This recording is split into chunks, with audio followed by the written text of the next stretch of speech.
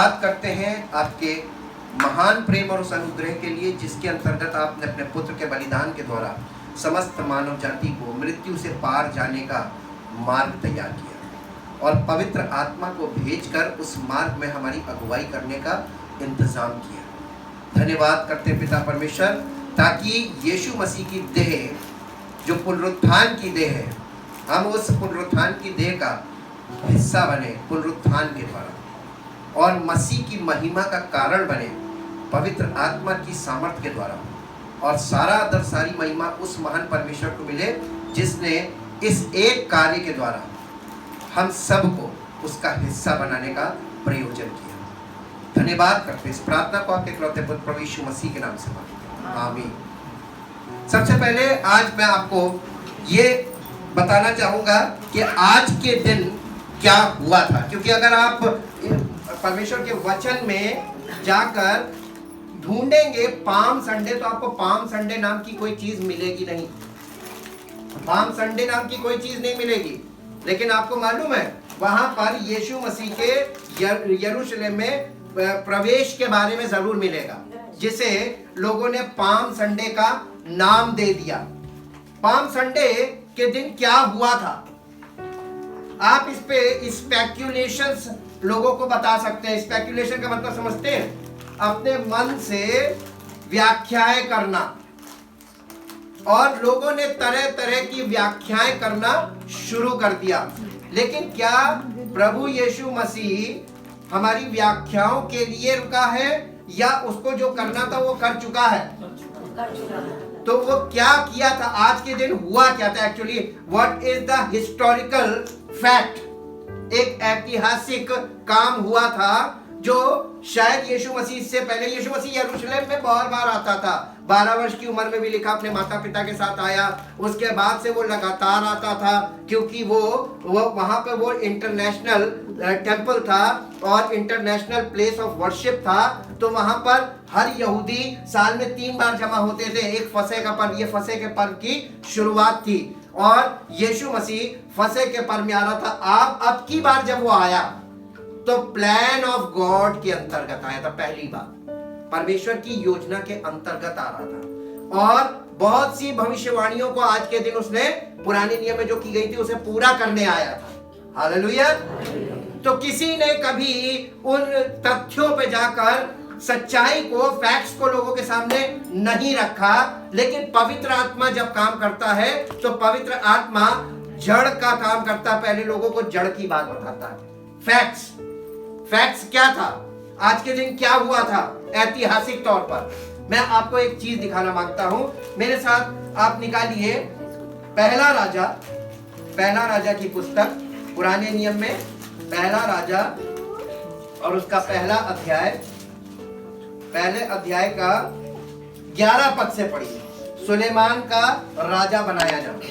तब नातान एक प्रोफेट है, भविष्यवक्ता है। तब नातान ने सुलेमान की माता बतशेबा से कहा, सुलेमान की माता बतशेबा से कहा, क्या तूने सुना है कि हग्गीत का पुत्र अदोनिय्याह राजा बन बैठा है? हग्गीत का पुत्र अदोनिय्याह राजा बन बैठा है, और हमारा प्रभु दाऊद हमें नहीं जानता। यानी दाऊद को ये वाली बात पता नहीं है कि कोई और राजा बन गया, दाऊद की गद्दी पर बैठ गया, और राजा दाऊद बहुत बुढ़ा हो चुका है, और वो इतना बुढ़ा हो गया था वो अपने कमरे से बाहर नहीं निकलता था।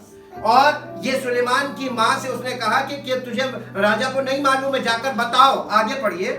इसलिए अब आ, मैं तुझे ऐसी सम्मति देता हूँ जिससे तू अपना और अपने पुत्र सुलेमान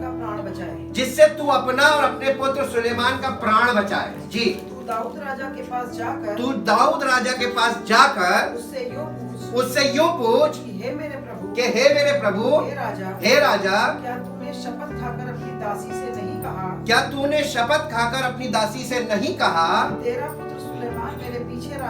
तेरा पुत्र सुलेमान मेरे बाद राजा बनेगा, और ये मेरी राजगद्दी पर विराजेगा, और वो मेरी राजगद्दी पर विराजेगा। फिर अदोनिय्याह क्यों राजा बन गया? तो फिर अदोनिय्याह क्यों राजा बन गया? जी आगे। और जब तू वहाँ राजा से ऐसी बातें करती रहेगी, जब तू राजा से ऐसी बातें करती रहेगी, तब मैं तेरे पीछे आकर तब मैं तेरे पीछे आकर तेरी बातों को पुष्ट करूंगा। तेरी बातों को पुष्टि करूंगा, यानी उसको बताऊंगा, गवाही दूंगा कि हाँ ये सही है। जी। तब बतशेबा राजा के पास कोठरी में गई। तब बतशेबा राजा के पास कोठरी में गई। राजा तो बहुत बूढ़ा था। राजा तो बहुत बूढ़ा था। और उसकी सेवा टहल शूनेमिन अभिषेक करती थी। उसकी सेवा टहल एक शूनेमिन अभिषेक करती थी। और बतशेबा ने झुककर राजा को दंडवत की। बतशेबा ने झुककर राजा को दंडवत की। और राजा ने पूछा तू क्या चाहती है? राजा ने पूछा तू क्या चाहती है? उसने उत्तर दिया, हे मेरे प्रभु, तूने तो अपने परमेश्वर यहोवा की शपथ खाकर अपनी दासी से कहा था। तूने तो अपने परमेश्वर यहोवा की शपथ खाकर अपनी दासी से कहा था कि तेरा पुत्र सुलेमान मेरे पीछे राजा होगा। तेरा पुत्र सुलेमान मेरे पीछे राजा होगा। और वह मेरी गद्दी पर विराजेगा। और वो मेरी गद्दी पर विराजेगा। अब देख अदोनिया राजा बन बैठा है। अदोनिया राजा बन बैठा है। और अब तक मेरा प्रभु राजा इसे नहीं जानता। अब तक मेरा प्रभु राजा, यानी दाऊद से कह रही अब तक तू नहीं जानता। जी। और उसने बहुत से बैल तैयार किए। और उसने बहुत से बैल तैयार किए। पशु और भेड़ें बलि की। पशु और भेड़ें बलि की। और सब राजकुमारों को और एब्यातार याजक और योआब सेनापति को बुलाया है। हाँ, यानी हाई प्रीस्ट को भी बुलाया है, सब तरह के राजाओं को बुला लिया, सबको बुलाया, यानी राज्याभिषेक भी कर लिया उसने।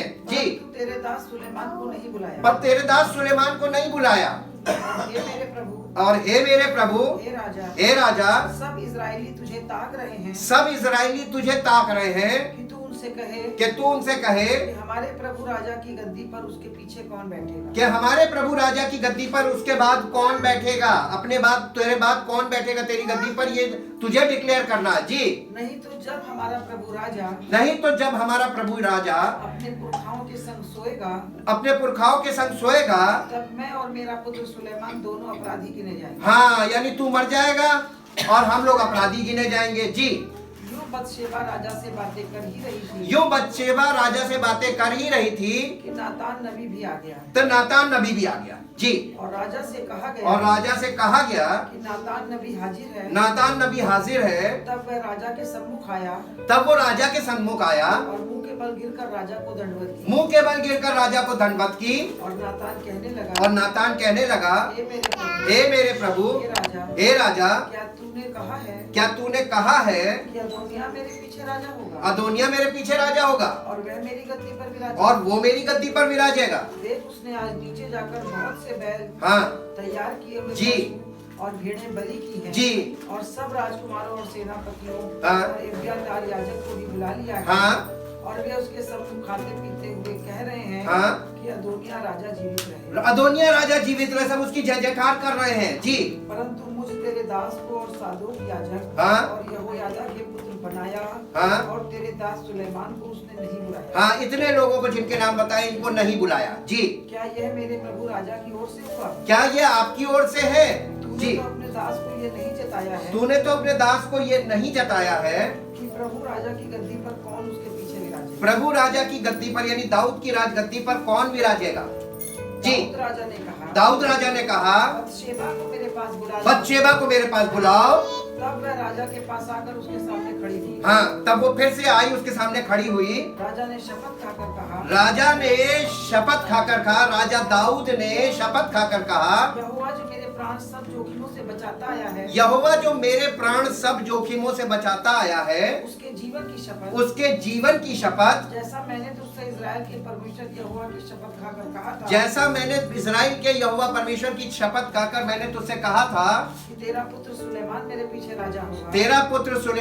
पीछे राजा होगा। और वह मेरे बदले मेरी गद्दी पर विराजेगा। वैसा ही मैं निश्चय आज के दिन करूंगा। उस दिन राजा ने, दाऊद ने एक काम किया था। क्या किया था? आगे पढ़िए। तब बतशेबा ने भूमि पर मुंह के बल गिरकर राजा को दंडवत। भूमि पर मुंह के बल गिरकर, ये वर्शिप, प्रोस्ट्रेट हो जाना, यही है वर्शिप। राजा मुंह के बल गिरकर उसको राजा को दंडवत करके कहा, मेरा प्रभु राजा दाऊद सदा तक जीवित रहे। मेरा प्रभु राजा दाऊद सदा तक जीवित रहे। तब तब दाऊद राजा ने कहा मेरे पास सादोक याजक नातान नबी यहोयादा के पुत्र बनाया को बुला लाओ। अहोयादा के पुत्र बनाया को बुला लाओ। सो वे राजा के सामने आए। राजा ने उनसे कहा अपने प्रभु के कर्मचारियों को साथ लेकर मेरे पुत्र सुलेमान को मेरे निज खच्चर पर चढ़ाओ।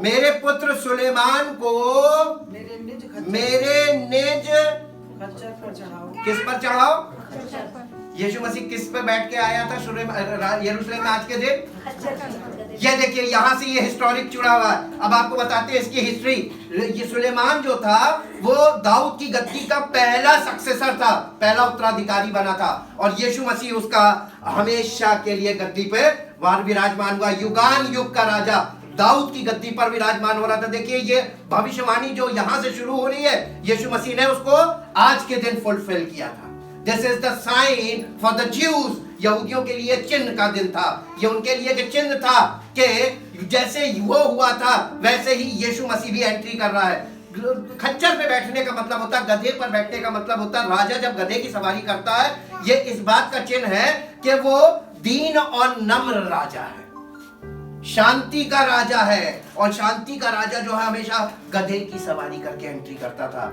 ये चिन्ह था लोगों के लिए, इसमें साइन छिपा हुआ था। लोग इन चीजों को भूल गए हैं, हिस्टोरिकल फैक्ट्स को भूलकर, और उसमें स्पेक्यूलेशन करने लगे। कभी गधे के ऊपर बहुत ज्यादा स्पेक्यूलेशन होता है, उसकी व्याख्या करते हैं, कभी उसके सवार को लेकर और कभी किसी बात को लेकर, कभी खजूर की डाल को लेकर, हर चीज को लेकर वो स्पेक्यूलेट कर रहे हैं आज के दिन। आप मैसेजेस सुनिए पाम संडे के, टोटल स्पेक्यूलेशंस हैं। There is no fact, historical fact क्या हुआ था। आगे पढ़िए। और गिहोन को ले जाओ। गिहोन को ले जाओ। गिहोन जगह का नाम है। आगे। और वहाँ सादोक याजक और नातान नबी इस्राएल का राजा होने को उसका अभिषेक करें। जी। नरसिंगा फूंक कर कहना। और तुम सब नरसिंगा फूंक कर कहना राजा सुलेमान जीवित रहे। एक राजा की जय जयकार हो रही है और वो अनऑथराइज्ड तरीके से राजा बन गया है। और जब यीशु मसीह था उस समय ऑलरेडी एक राजा था, और परमेश्वर अपने दाऊद की गद्दी पर अपने इकलौते पुत्र प्रभु यीशु मसीह को विराजमान करने के लिए लाए थे। This is the sign for the Jews. आगे पढ़िए। और तुम उसके पीछे इधर आना। और वह आकर मेरे सिंहासन पर विराजे। और वो आकर मेरे सिंहासन पर विराजे, क्योंकि मेरे बदले में वही राजा होगा। दाऊद ने उसी को राजगद्दी पर विराजमान कराया। दाऊद अभी बैठा हुआ है। जी। और उसी को मैंने इस्राएल और यहूदा का प्रधान होने को ठहराया है। तब यहोयादा के पुत्र बनाया ने कहा आमीन। जी। मेरे प्रभु राजा का परमेश्वर यहोवा भी ऐसा ही कहे। मेरे प्रभु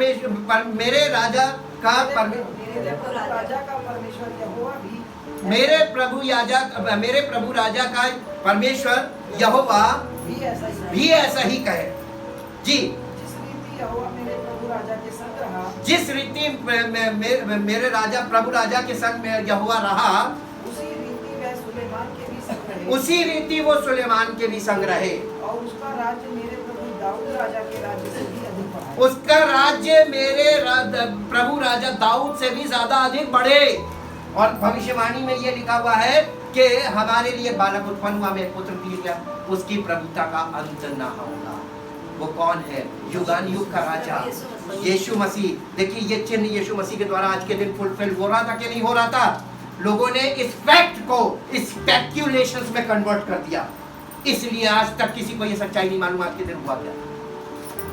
सब लोग स्पेक्यूलेशन में फंस गए, गधे में फंस गए, गधे की सवारी में फंस गए, और या खजूर की डाली में फंस गए। खजूर की डाली उस जमाने में केवल एक वेलकम करने का साइन था। सेवक केवल उसका वेलकम करते थे, तो उन लोग खजूर की डालियां लेकर वेलकम करते थे, जय जयकार करते थे। ये था सिर्फ उसका, और कोई मतलब नहीं था। और उसके मतलबों को तोड़ मरोड़ के घुमा फिरा के कहां से कहां खड़ा कर दिया। अब आ जाइए नए नियम में, मेरे साथ आइए। यूहन्ना रचित सुसमाचार 12 अध्याय। यूहन्ना रचित सुसमाचार उसका 12 अध्याय का 12 पद से पढ़िए। 12 अध्याय 12 दूसरे दिन बहुत से लोगों ने हैं? दूसरे दिन बहुत से लोगों ने जो पर्व में आए थे, जो पर्व में आए थे, ये फसह का पर्व का समय था, पर्व में आए थे, ये सुनकर यीशु यरूशलेम में आता है कि यीशु यरूशलेम में आता है, खजूर की डालियां ली खजूर की डालियां ली और उससे भेंट करने को निकले। मालूम क्यों? वेलकम करने के लिए, उसका स्वागत करने के लिए। क्यों स्वागत कर रहे थे? आगे पढ़िए। और पुकारने लगे कि होशाना, होशाना, धन्य इज़राइल का राजा जो प्रभु के नाम से आता है। जो प्रभु के नाम से आता है। जब राजा को लोग प्रभु बोलते थे, दाऊद को, तो दाऊद के नाम से जब सुलेमान आया था, वैसे ही प्रभु परमेश्वर के नाम से यीशु मसीह आ रहा है दाऊद की गद्दी पर, इस यरूशलेम का राजा बनके। और यरूशलेम में ऑलरेडी एक राजा था जी। तब यीशु को एक गधे का बच्चा मिला, तब यीशु को एक गधे का बच्चा मिला, तो उस पर बैठा, तो वो उस पर बैठ गया जी। जैसा लिखा है, जैसा लिखा है, हे सिय्योन की बेटी, है? हे सिय्योन हे सिय्योन की बेटी, मत डर, देख देख तेरा राजा गधे का बच्चा पर चढ़ा हुआ चला, तेरा राजा गधे के बच्चे पर चढ़ा हुआ चला आता है। ये सिय्योन की बेटी, हमने आपको बताया था ना, माउंट जायन, जो दाऊद ने वाचा का संदूक जहाँ पे रखा था, वो सिय्योन पर्वत था। और सिय्योन के लोग यानी यरूशलेम के लोगों के लिए, जो दाऊद के राज्य में थे, उन लोगों के लिए गुड न्यूज दी जा रही थी हिस्टोरिकली कि हे सिय्योन की बेटी, वहाँ पर स्त्री को करके बोला गया, प्रजा को स्त्री के रूप में, हे सिय्योन की बेटी मत डर। इसका मतलब सिय्योन के लोग डर रहे थे। यीशु मसीह जब आया उस समय राजा से लोग बहुत डर रहे थे, और परमेश्वर के ये युगान युग राजा को जब इसका वेलकम कर रहे थे, तो खुलकर उसका अंगीकार कर रहे थे, उसकी जय जयकार कर रहे थे। हे सिय्योन की बेटी मत डर, देख तेरा राजा गधे के बच्चे पर चढ़ा चला आता। ये हिस्टोरिकल फैक्ट था, क्योंकि सुलेमान भी गधे के बच्चे पर चढ़ के आया था, यीशु मसीह भी गधे के बच्चे पर। और मालूम आपको, नए नियम में कंपैरिजन देख लीजिएगा, नए नियम में लिखा है यहाँ वो है जो सुलेमान से बड़ा है। Jesus Christ is more powerful than Solomon. ये सुलेमान से बड़ा, बहुत बड़ा। हालेलुया। और ये परमेश्वर अपने परम पिता की मर्जी से आ रहा था। ये भविष्यवाणी फुलफिल हो रही थी विद हिस्टोरिकल फैक्ट। और यहाँ पर लिखा है, हे सिय्योन की बेटी मत डर, देख तेरा राजा तेरे पास गधे पर सवार होके आता है। आगे चेले ये बातें पहले ना समझे थे, वो उसके चेले ये बातें पहले नहीं समझे थे। आज तक बहुत से लोग नहीं समझे हैं जी। परंतु जब यीशु की महिमा प्रकट हुई, जब यीशु की महिमा प्रकट हुई, तो उनको स्मरण आया, तो उनको याद आया, ये बातें उसके विषय में लिखी हुई, ये बातें उसके विषय में लिखी हुई थी। कहां से समझ में आया? लिखी हुई थी। आज लिखे हुए से सब आगे बढ़ गए। ये भी लिखा हुआ है कि आज लिखे हुए से सब आगे बढ़ गए, सब स्पेक्यूलेशंस कर रहे हैं, कोई लिखे हुए को जाकर समझ नहीं रहा। मालूम क्यों? Lack of the Holi Spirit. पवित्र आत्मा के बिना बाइबल पढ़ रहे हैं, पवित्र आत्मा के बिना प्रचार कर रहे हैं, पवित्र आत्मा के बिना सब कुछ कर रहे हैं। पवित्र आत्मा की गाइडेंस में चले तो ऐसा नहीं करते। आगे पढ़िए क्या लिखा है। लोगों ने उससे इस प्रकार का व्यवहार किया, लोगों ने उससे इस प्रकार का व्यवहार किया था जी। तब भीड़ के लोगों ने जो उस समय उसके साथ थे, तब भीड़ के लोगों ने जो उसके साथ थे, यह गवाही दी उसने लाजर को कब्र में से बुलाकर, उसने लाजर को कब्र में से बुलाकर मरे हुए में से जिलाया जिलाया था। इसी कारण लोग उससे, यानी भीड़ कैसे ज्यादा हो गई थी इस बात, क्योंकि यीशु मसीह ने लाजर को जिंदा किया था और भीड़ जमा हुई थी ये देखने के लिए कि किसको जिंदा किया, लाजर को जी।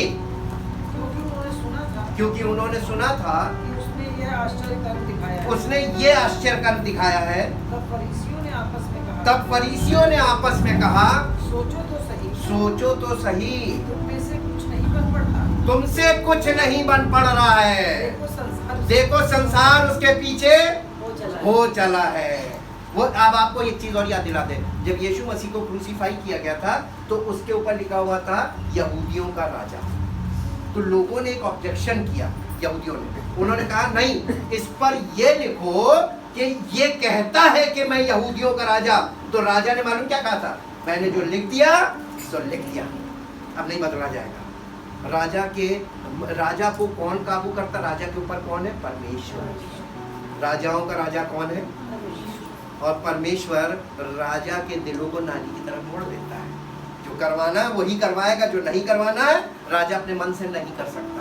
हम अपने मन के मालिक हो गए, हम सब कुछ अपने मन से कर रहे हैं, प्रचार भी अपने मन से कर रहे हैं, बाइबल भी अपने मन से पढ़ रहे हैं। अरे नहीं, परमेश्वर से संबंधित हर काम परमेश्वर की ओर से होना चाहिए, उसकी मर्जी में होना चाहिए, उसकी इच्छा के अनुसार जैसा उसने डिजाइन किया वैसा होना चाहिए। मेरे साथ एक पद निकालिए, आपको हम एक चीज दिखाते हैं।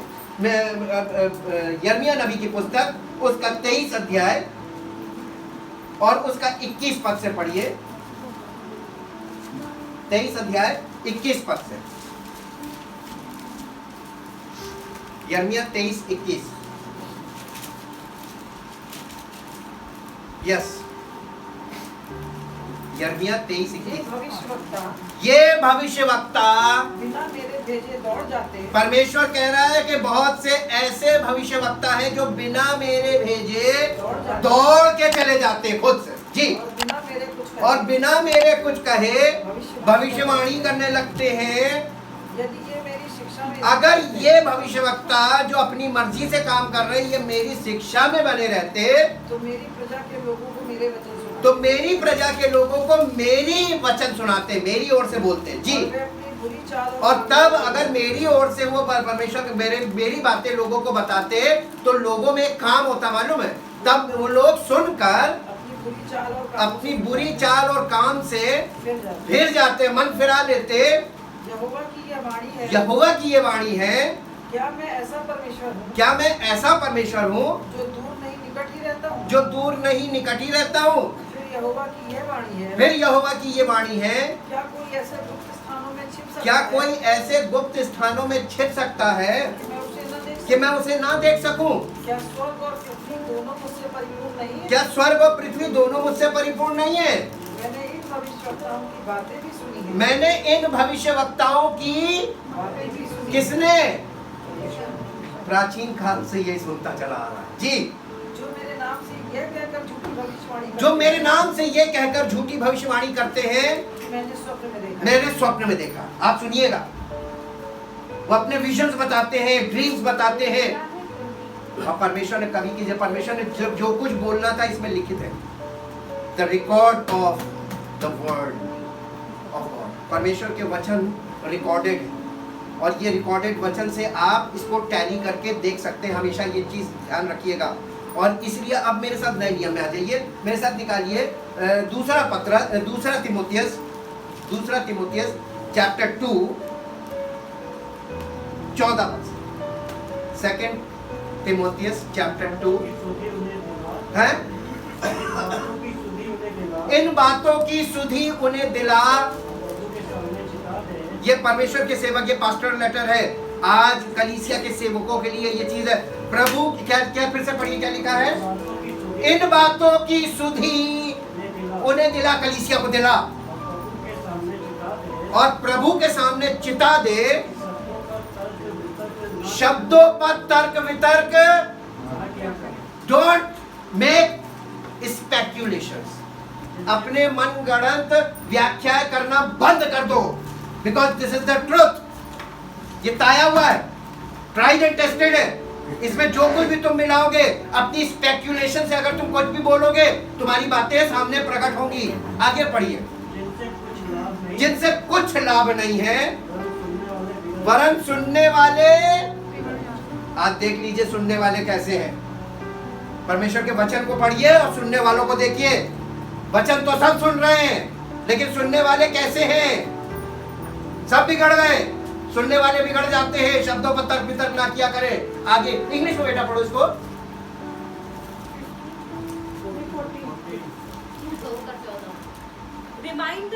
Remind the people of these facts. इन सच्चाइयों को, इस सत्यता को, हिस्टोरिकल फैक्ट्स को लोगों को रिमाइंड कराओ। यह मालूम आपको होली स्पिरिट का काम क्या है? लिखा है वो तुम्हें सब कुछ स्मरण दिलाएगा, रिमाइंड कराएगा। Remind the facts. आगे पढ़ो। And solemnly charge them and solemnly charge them in the presence of the Lord in the presence of the Lord to avoid petty controversy, to avoid petty controversy petty controversy over words, over words which does no good which does no good but upsets and undermines the faith of the hearers. the faith of the hearer. उनके विश्वास को बिल्कुल गुजर देंगे अंदर। मालूम आगे पढ़िए हिंदी में क्या लिखा है। नेक्स्ट वर्स इन हिंदी फिर। अपने आप को परमेश्वर का ग्रहण योग्य और ऐसा सेवकों को बोला जा रहा है, अपने आप को परमेश्वर का ग्रहण योग्य और ऐसा काम करने वाला ठहराने की कोशिश करे, यत्न कर के जो लज्जित ना होने पाए। अगर मैं परमेश्वर के वचन को लेकर खड़ा हूं तो मुझे ये इंस्ट्रक्शन दी जा रही है पवित्र आत्मा, क्यों दिया गया हमको? ताकि पवित्र आत्मा के अकॉर्डिंग चलना, क्योंकि तुम्हारी लज्जा तुमको नहीं होगी, तुम्हारे प्रभु की लज्जा हो जाएगी। ऐसी बातें मत बोलना, ऐसा प्रचार मत करना जिससे बॉडी में लोग निरंकुश हो जाए, बिगड़ जाए और फिर दुनिया के लोग जो बाहर वाले हैं वो कहें ये देखो ये। इसीलिए तो लिखा हुआ ना कि प्रभु यीशु मसीह ने कहा कि इनके कारण मेरी निंदा हो रही है। अन्य जातियों में निंदा किसके कारण हो? Because of the body. और बॉडी आज ऐसी क्यों है? बिकॉज ऑफ द सेवक। वहां पे कौन खड़ा है और किसके अथॉरिटी में खड़ा है, किसने उसको खड़ा किया है? पवित्र आत्मा। वहां पे जैसे लिखा हुआ ना पुराने नियम में कि ये भविष्यवक्ता बिना मेरे भेजे चले जाते, उसने भेजा नहीं है, जबरदस्ती मन में आया, मेरा दिल कर रहा है मैं तो करूंगा, अपने मन से करो। परमेश्वर जब किसी को चुनता है, आपको हम एक पहचान बता रहे हैं, आप पूरा पढ़ लीजिएगा मूसा से लेके और सारे भविष्यवक्ताओं के विषय में। जिसको परमेश्वर ने कहा जा, उसने मना किया मैं नहीं जाऊंगा, उसने मना किया मैं नहीं जाऊंगा, परमेश्वर ने उसी को पकड़ा जिसने कहा नहीं जाऊंगा, और जिसने कहा मैं जाऊंगा उसने कहा नहीं तुम नहीं जाओगे। यीशु मसीह के पास 2 लोग आए, कहने लगे मैं मुझे भेज, उसने कहा नहीं, पक्षियों के घोंसले होते हैं और लोमड़ियों के भट होते हैं, मनुष्य के पुत्र के लिए जगह रखने के सर छिपाने की जगह नहीं है। उसने उनको टरका दिया। लेकिन एक लड़के से उसने कहा कि आ, तो उसने कहा कि मुझे जाने दे, मैं अपने पिता को दफन कराऊं। उसने कहा मुर्दों को अपने मुर्दे दफन कर दे, तू मेरे पीछे। किसको पकड़ता? जो मना करता उसी को पकड़ता है, और जो स्वेच्छा से आता उसको नहीं एक्सेप्ट करता है। मन के लोगों को, अपने मन से आए हुए लोगों को एक्सेप्ट नहीं करता है, ये हमेशा याद रखिएगा। जैसे द साइन ऑल्सो। आगे पढ़िए, देखिए अपने आप को ऐसा काम करने वाला, प्रभु का काम करने के लिए ऐसा व्यक्ति अपने आप को बना जो लज्जित न होने पाए, और उसके अलावा जो सत्य के वचन को ठीक रीति से, गलत पढ़ रहे भैया, हाँ नहीं कहां से लगा दिया था, जो सत्य के वचन को ठीक रीति से काम में लाता हो, ऐसा सेवक होना चाहिए जी। पर अशुद्ध बकवास से बचा रहे, क्योंकि ऐसे लोग हैं और भी अभक्ति में बढ़ते जाएंगे। इंग्लिश में पढ़िए बेटा, नहीं वहां से 14 के बाद। Study and be eager and do your utmost to present yourself to God approved, tested by trials, a workman who has no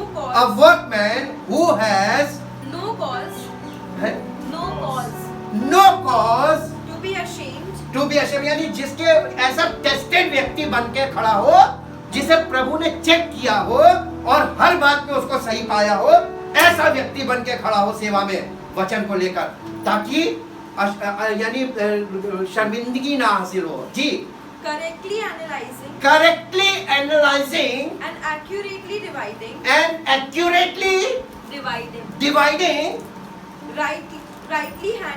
rightly handling and skillfully teaching the word of truth, सत्य के वचन को किस तरीके से हमें अपने जीवन में उतारना है और उसी के साथ साथ कलीसिया में लोगों के सामने रखना है। With self example. हालेलुया। इसीलिए तो पौलुस ने उससे कहा था कि अपने झुंड के लिए आदर्श बन जाए। हालेलुया। ये बहुत बड़ा टास्क है सेवक के लिए। पहले तो वो अप्रूव्ड हो, सेंट बाय गॉड हो, परमेश्वर के द्वारा चुना और नियुक्त किया हुआ हो, टेस्टेड हो, ट्राइड हो, और वचन को अच्छी तरीके से स्टडी करके अंडरस्टैंडिंग के साथ फॉलो करते हुए लोगों के बीच में आए। जैसे मैंने कल बताया था, पौलुस ने क्या कहा था कुरिन्थियों की कलीसिया से, मैं तुम्हारे बीच में थरथराता हुआ।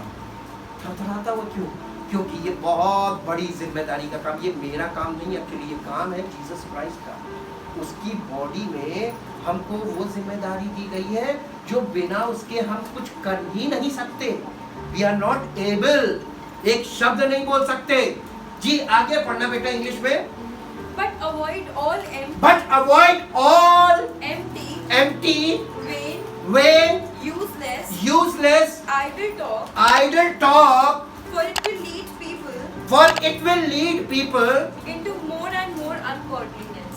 more and more ungodliness. आगे, And their teaching and their teaching will devour will devour it. it. It will eat its way. फिर से पढ़ो, तुमने गड़बड़। And their teaching will devour. And teaching will devour. It will eat its way It will eat its way like cancer like cancer or spread like gangrene. and spread like gangrene. ये वाला कौन सा वर्ष है?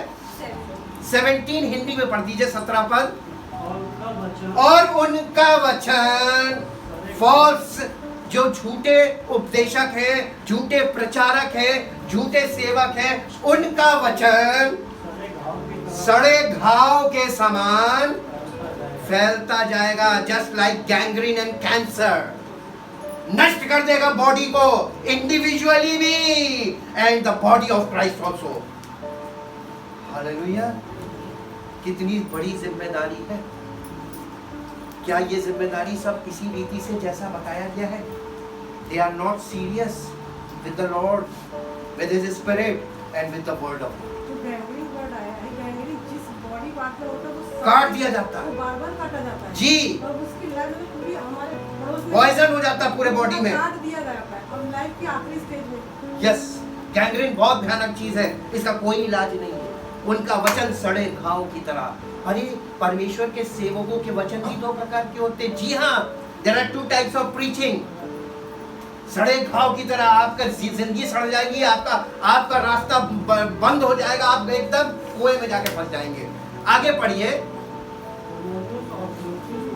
देखिए 2 नाम भी बताए। उस जमाने में 2 थे, आज कितने होंगे? हिमेनस और फिलिस्तुस उन्हीं में से है, जो ये कहकर कि पुनरुत्थान हो चुका है, सत्य से भटक गए और कितनों के विश्वास को उलट पुलट कर दिया। आज लोगों का विश्वास कैसा है? उलट पुलट हो गया, because of false teaching, false preaching. ये शिक्षा, गलत शिक्षा आपको गैंग्रीन की तरह बर्बाद कर देगी। फॉल्स टीचिंग ये है। Where is the fact? Study the word in the light of the Holi Spirit, with the influence of the Holi Spirit. पवित्र आत्मा के द्वारा ये काम करना। लास्ट में इसी 2 तीमुथियुस, इसके आगे आ जाइए, इसके 4 अध्याय में आइए, पहले पद से पढ़िए।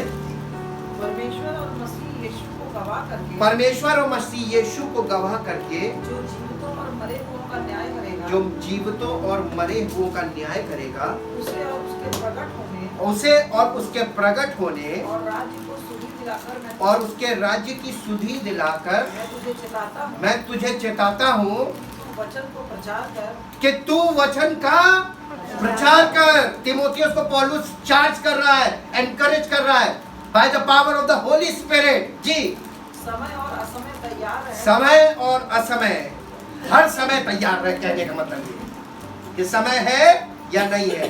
पाम संडे है तो तैयार है, वैसे है तारे किसी को भी भेज देंगे, कोई चला जाएगा, हम तो जा रहे पढ़ाएंगे। समय असमय तैयार रहे। जी, सब प्रकार की सहनशीलता, सब प्रकार की सहनशीलता और शिक्षा के साथ उलाहना और शिक्षा के साथ उल्हाना उलाहना दे शिक्षा के साथ उल्हाना दे और डांट और समझा क्योंकि ऐसा समय आएगा क्योंकि ऐसा समय आ चुका है कि लोग खरा उपदेशक न सह सके कि लोग खरा उपदेश न सह सके झेल नहीं पाएंगे और कानों की खुजली के कारण अपनी अभिलाषाओं के अनुसार अपने लिए बहुतेरे उपदेशक बटोर लेंगे। वो चीज आज प्रकट है, सबके अपने अपने उपदेशक है। फैन है, फैन फॉलोइंग होती थी यीशु मसीह ने कि उसने कहा था चेले बनाओ। आजकल फैन फॉलोइंग है, क्या चेंज आ गया है, मॉडर्न एज। परमेश्वर कभी नहीं बदलता, उसका वचन कभी नहीं बदलता, उसके वायदे कभी नहीं बदलते और उसके काम करने के तरीके कभी नहीं बदलते। जैसा करता रहा अंत तक वैसा ही करता चला जाए। इसीलिए लोग आज प्रभु को नहीं देख रहे, उसकी सामर्थ को नहीं देख रहे, उसके प्रेम को नहीं देख रहे, उसने उस छुटकारे के काम को क्या नहीं देख पा रहे। वो लोग मॉडर्न एज की चीजों को देख रहे, न्यू एज मूवमेंट में फंस गए। जी आगे पढ़िए। और अपने कान सत्य से फेर कर कथा कहानियों में लगाएंगे। प्रीचिंग की जगह कथा कहानियां शुरू हो जाएंगी। आगे पर तू सब बातों में तिमोथी उसको कह रहा, पर तू सब बातों में सावधान रहे, दुख उठा, सुसमाचार प्रचार का काम कर और अपनी सेवा को पूरी कर। जी अब मैं अर्थ की नहीं बस अब इसको बेटा इंग्लिश में पढ़ो। हाँ, I charge you in the presence of God and of Christ Jesus who is to judge the living and the dead and by in the light of his coming उसके आने की जो रोशनी है जी and his kingdom जो प्रभु यीशु मसीह का जो न्याय होगा उसके आने का जो प्रकाश होगा उससे शुरू हो जाएगा और वो शुरू हो गया जी। Herald and preach the word. Keep your sense of urgency. Keep your sense of the urgency. Stand by. Be at hand. And ready. ये स्टैंड बाय वर्ड आया इसमें। आप होली स्पिरिट के बारे में जाके देखिएगा। यीशु मसीह का मैं तुम्हें एक सहायक दूंगा जो हर समय तुम्हारे साथ रहेगा। इंग्लिश में लिखा counsellor, advocate and stand by. Holy Spirit is the stand by, वो रेडी पावर है काम करने की जी। Whether the opportunity seems to be अगर तुम्हें अवसर दिखाई दे रहा है कि अवसर मिलेगा तब भी तैयार रहो और अवसर नहीं मिलेगा तब भी तैयार रहो। And favorable or unfavorable, whether it is convenient or inconvenient, दोनों ही हालात में हमको प्रचार करने के लिए तैयार रहना है। सत्य का प्रचार है। कन्वीनियंट हर जगह नहीं मिलेगी, कई जगह लोग बर्दाश्त नहीं करेंगे, कई जगह लोग बर्दाश्त करेंगे, कई जगह लोग एक्सेप्ट नहीं करेंगे, कई जगह आपको हर परिस्थिति में ये काम करना है जी। whether it is welcome or unwelcome, यह आ गया ना, कहीं पे आपका स्वागत होगा कहीं पे नहीं होगा। आपको हर परिस्थिति में उसका काम करना है, आप उसके लिए खड़े हुए जी। You as the preacher of the word are to show people in what way their lives are wrong. लोगों को आपको परमेश्वर के वचन का सेवक ठहराया गया तो आपको लोगों को ये जरूर बताना होगा कि उनका जीवन कैसे कहाँ गलत है। शो दिखाना होगा, मुंह से नहीं बोलना है। To show through the word, वचन से दिखाओ जी। and convince them, this is the work of the Holy Spirit, and convince them, rebuking and correcting, warning and urging and encouraging them, being unflagging and inexhaustible in patience and teachings. सिखाने के लिए आपको कितना अपने आपको बहुत तैयार होने की जरूरत है। तब आप 100% होंगे, तब आप 30% किसी को दे पाएंगे। आपके पास जब 100% होगा उसमें से 30% ही देख रहे हैं। आउटपुट देखिए, इनपुट ज़्यादा होगा तभी आउटपुट होगा। अगर आपकी पानी की टंकी में तल्ली में थोड़ा सा पानी होगा, आप तब टैप खोलेंगे, 10 टैप खुलते हैं एक बार में, इनपुट एक ही होता है, टैप 10 होते हैं, आउटपुट 10 होते हैं। आपने एक बार में खोला तो वो कितनी देर टिकेगा? बैकअप होना चाहिए। बैकअप आपके अंदर पवित्र आत्मा के द्वारा इतना बैकअप हो कि आप लोगों के बीच में जा सके। Go for his word with the backup. पवित्र आत्मा क्यों दिया गया? He is the source of backup. पवित्र आत्मा बैकअप का सोर्स है और हमें फिर बैकअप अलग से नहीं रहना पड़ता, क्योंकि पवित्र आत्मा हमारे साथ है। वो बैकअप तो करता है, वो बैकअप भी करता है और बैकअप भी करता है। हालेलुया। हम परमेश्वर का बहुत धन्यवाद करते हैं। आज के दिन यरूशलेम में प्रवेश एक ऐतिहासिक चिन्ह था और इस चिन्ह को यीशु मसीह ने कैसे बोला, मेरे साथ लूका रचित सुसमाचार में निकालिए, उसके बाद हम प्रार्थना करेंगे। आपको ये कंप्लीट कर दे आज के दिन। कौन ये जो हुआ था ये तो मैंने आपको बताया। मेरे साथ अब लूका में आ जाइए। लूका में क्या हुआ था? लूका रचित सुसमाचार 19 अध्याय,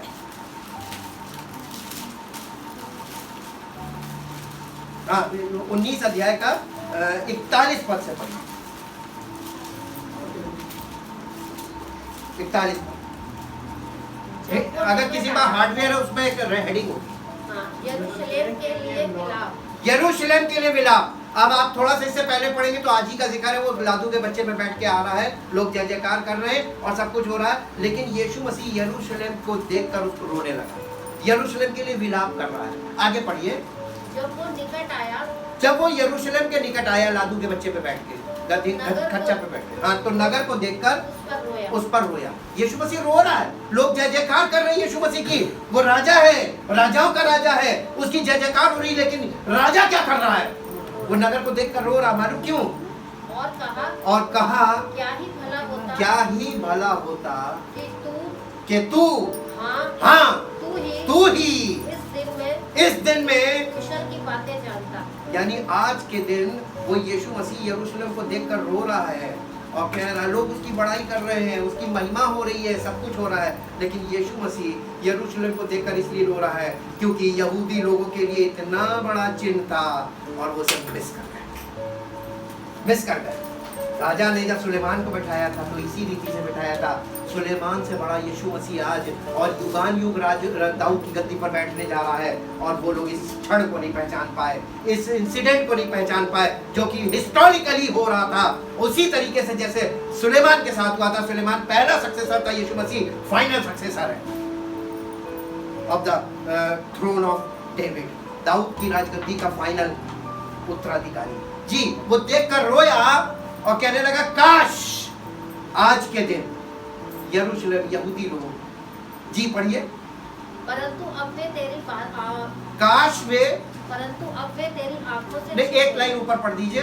काश क्या ही भला होता, क्या ही भला होता कि तू ही इस दिन में कुशल की बातें जानता। आज के दिन तुम्हें ये कुशलता की बात को समझ जाना चाहिए था। they can't understand। जब चेले के लिए लिखा ना वो नहीं समझे, तो उस जमाने के लोगों में से कोई नहीं समझा। इसीलिए पौलुस ने लिखा कि वे अगर जान जाते तो तेजों में प्रभु को क्रूस करना चाहते। अगर जान जाते तो ये बातें छिपाई किसने थी? परमेश्वर ने according to the plan of God, परमेश्वर ने अपने प्लान ऑफ गॉड के अंतर्गत उनसे ये बातें छिपा दी थी। और लिखा हुआ है कि काश तुम इस चीज को पहचानते, लेकिन अब वो बातें दूर हो गई। आगे पढ़िए। क्योंकि वे दिन तुझ पर आएंगे, वे दिन अब तुझ पर आएंगे, तेरे बैरी मोर्चा बांधकर तुझे घेर लेंगे। ये अंत की भविष्यवाणी कर दी थी उसने। और चारों ओर से तुझे दबाएंगे और तुझे और तेरे बालकों को जो तुझ में है मिट्टी में मिलाएंगे और तुझ में पत्थर पर पत्थर भी ना छोड़ेंगे। क्योंकि तूने इजराइल को एक सिंगुलर बोल रहा है, ये यहूदी लोग पूरा कंप्लीट कंट्री को बोल रहा है कि तूने उस अवसर को जब तुझ पर कृपा दृष्टि की गई ना पहचाना। आज के दिन को नहीं पहचाना। ये था राजाओं का राजा और जो क्रूसीफाई होने जा रहा था जगत का पाप उठा लेगा। लेकिन ये लोग इस बात को नहीं पहचान पाए ये कौन है। Thank you, thank you, thank you. धन्यवाद, धन्यवाद, धन्यवाद। परम पिता परमेश्वर, हम आपका दिल से धन्यवाद करते हैं। आपकी योजनाओं को प्रभु वो व्यक्ति ही जान सकता है जिस पर आप प्रकट हैं। आपकी बातों को कोई नहीं जान सकता। आपके वचन में इसीलिए जो कुछ लिखा है ये सबके समझ में तब तक नहीं आएगा जब तक कि आप उन्हें समझाएं, जब तक कि पवित्र आत्मा इन बातों को प्रकट ना करे, खोले ना। इसीलिए प्रभु दाऊद ने कहा कि तेरे वचन के खुलने से प्रकाश मिलता है, और पवित्र आत्मा तेरे वचन को खोलने वाला आत्मा है। The revealer of the word is Holi spirit and the light of the world is Jesus Christ. Thank you, thank you, thank you. पिता परमेश्वर, अपने आप को और सब कलीसिया के लोगों को आपके हाथ में दो। हम आपके हैं, आपके इकलौते पुत्र के लहू के द्वारा आपने हम सबको खरीदा है, बोल दिए, और हम अपने नहीं, और हमारी मर्जी, हम अपनी मर्जी को आपके सामने रखते हैं। हमारी मर्जी से हमें जितना करना था हमने कर लिया। अब हम आपकी मर्जी को एक्सेप्ट करते हैं। आपकी इच्छा और आपकी योजना हम सबके जीवन में वैसी पूरी हो जैसी आपने हमारे लिए ठहराई। आप ही के नाम की महिमा। धन्यवाद के साथ इस प्रार्थना को आपके इकलौते पुत्र यीशु मसीह के नाम से आमीन। परमेश्वर का